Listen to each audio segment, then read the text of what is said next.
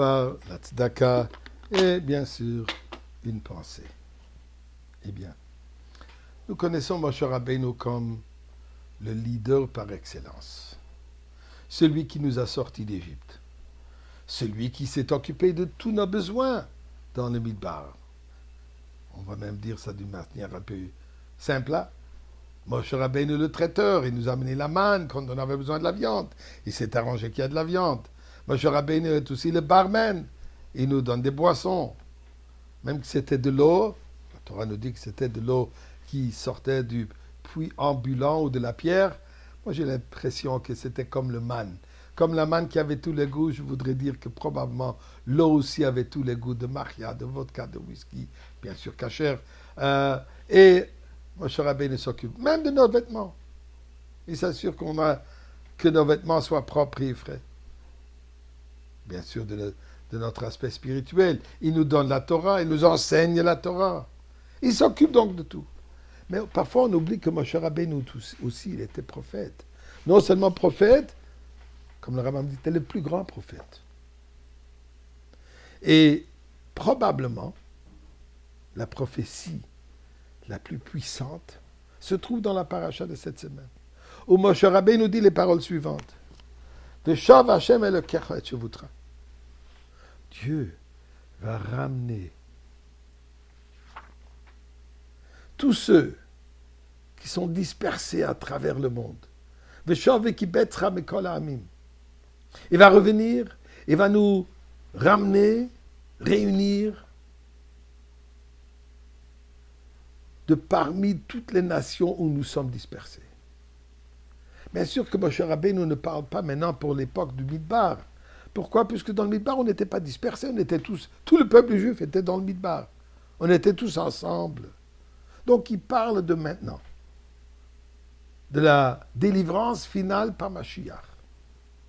D'ailleurs, comme nous savons que Moshe Rabbeinu Goel Rishon ou Goel Acharon, c'est l'âme de Moshe Rabbeinu qui va se trouver dans le corps de Mashiach et qui sera déclaré, prononcé, reconnu comme le Mashiach de présent, de notre galoute.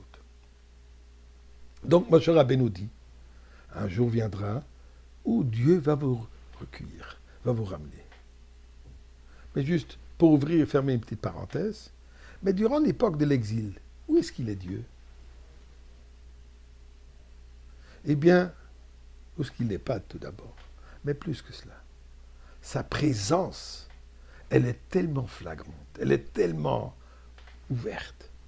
Juste petite réflexion.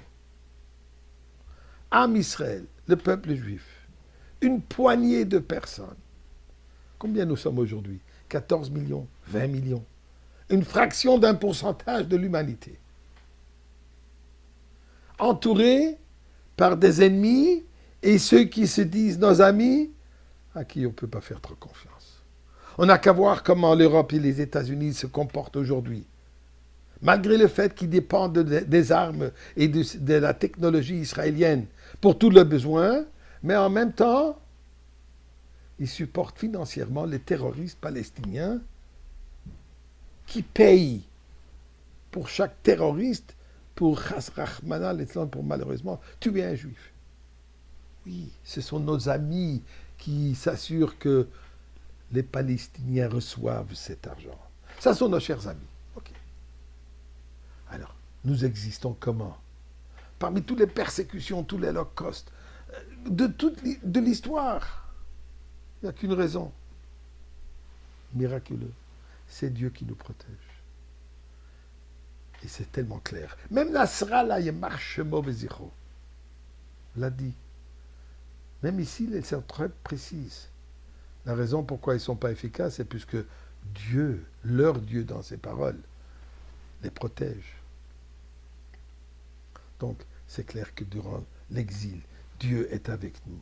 Non seulement il est avec nous, mais lui-même, il est parti en exil. Shrinta begaluta. Dieu se trouve en exil avec nous, comme chaque bon père qui ne laisse pas son fils souffrir seul. Il va avec son fils dans sa souffrance. Et pour cela, le verset nous dit un terme qui est un peu bizarre. il dit Veshav Hashem Elokecha. Dieu va retourner. Il aurait dû dire Veheshiv Hashem Elokecha et Shuvutra. Dieu il va vous ramener. Veshav veut dire que lui va revenir. Et effectivement, c'est ça le sens. Puisque lui-même, il se trouve en exil. Il est avec nous présentement dans l'exil. Il nous protège, mais lui aussi veut sortir de l'exil. Alors il dit, il va sortir, et en sortant, il nous amène avec lui. Ça, c'est la prophétie de Moshe Rabbeinu. Donc, nous, ce que nous devons faire, il faut s'accrocher à lui. Comme ça, quand il sort, il nous amène. Et nous prions à Kadosh Baruch Hu. On est prêt, on est accroché. Sors-nous, sors toi-même et sors-nous avec toi.